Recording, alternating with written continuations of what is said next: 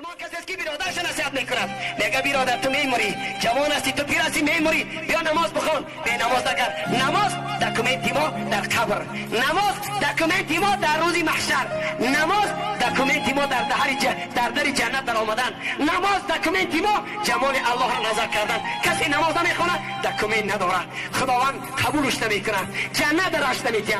امروز اگر تو یگان کارخانه بروی تو میپرسه که دکومنت داری، خواندی؟ میگه بله، بیا قبولت میکنم. نداری؟ قبولت نمیکنه، تو دکومنت نداری. اگر تو هم که نماز نخواندی تو را قبول نمیکنن، نه در قبر قبولت میکنن، نه در محشر قبولت میکنن، نه در هر دی جنت قبول میکنن، نه تو جمال الله را ببینی. تو خازن باشی، خامت باشی، نماز بخوان. فرق میان مسلمان و کافر، نماز خوب از بی نماز قلبش برانتر است. هر روز خوب یک بار تسبیح میگفت است، میگفت است که الحمدلله الذی